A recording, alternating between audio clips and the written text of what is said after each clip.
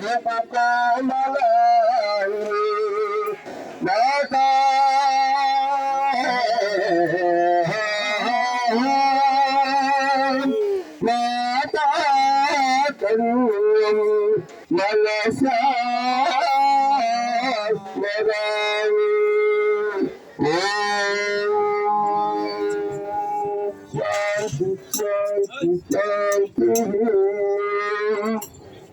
జగన్మాతకి పాలరం తల్లి తల్లి వల్ల ఈరోజు 24వ రోజు మనం నగర సంకీర్తన జరుపుకుంటున్నాం.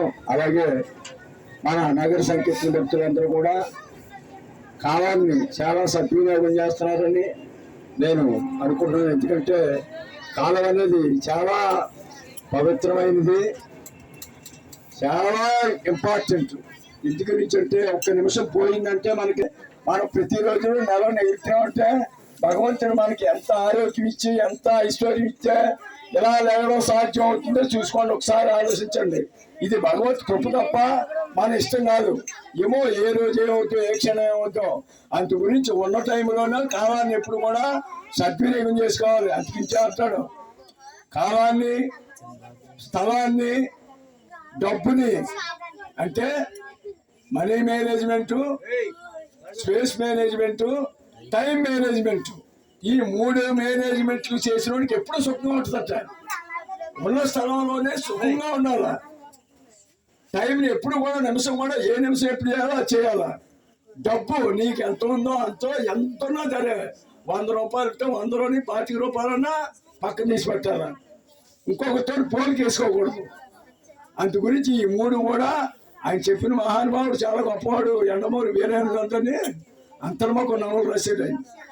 అందులో ఈ 3 అంటే మనకి లోకంగా చాలా ఇంపార్టెంట్. ఇక మన ఏంటంటే ముఖ్యంగా భగవంతుడు మనకి భగవద్గీతలో చెప్పింది ఏంటంటే అంతకాలేశమామేవ స్మరణ్ ముక్త కళేవరం ఏ ప్రయాతి సమద్భావం యాత్రి నాస్తత్వ సంశయ అంటాడు.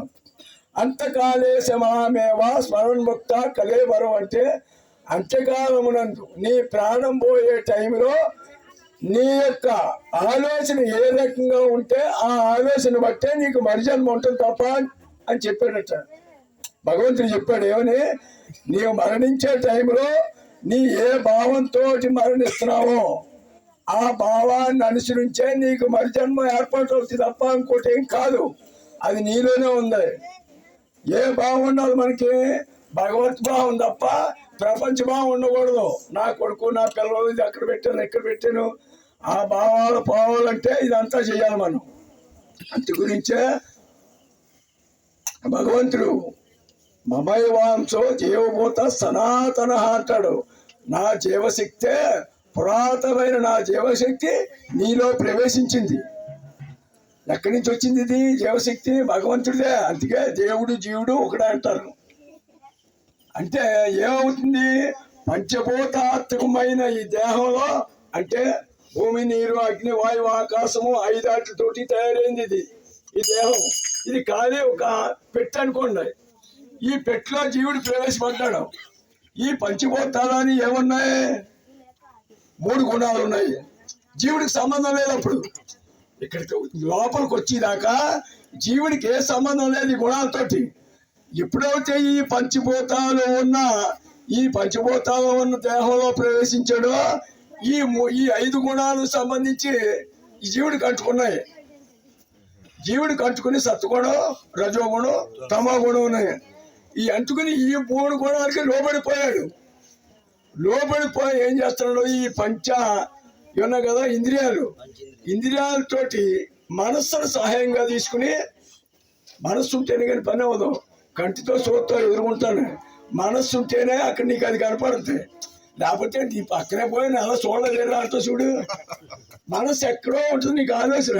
కంటితో చూస్తూ ఉంటావు, కనపడతావు, అలాగే వింటావు. నేను చెప్తున్నాను మనసు ఎక్కడో ఉంటే నా మాటలు వినపడవు, చెవులు ఎంత వినపడినాను.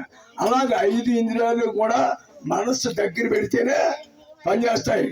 అందు గురించి మన భావాలట ఈ ప్రాణం పోయినప్పుడు జాగ్రత్తగా, ఈ ప్రాణం పోయినప్పుడు ఈ భావాలు ఈ ఇంద్రియాలని మనస్సుని ఎలా తీసిపోతాడు అంటే వాయువు ఏ రకంగా మల్లెపూ చెట్టు మీద చెల్లింది అనుకోండి, ఆ మల్లెవాసన తీసుకెళ్తుంది.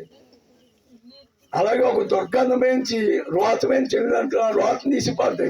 కానీ వాయువుకి ఏది అంటదో, మనకు ఆ వాసన వస్తుంది తప్ప.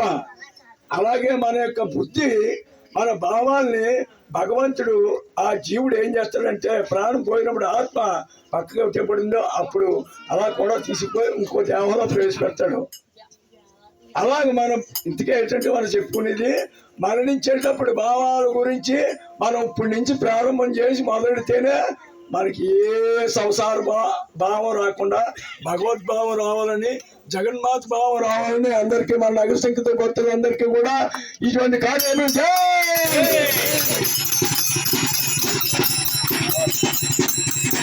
చాలా కష్టంగా చెప్పారు. ప్రతి ఒక్క విషయాన్ని కూడా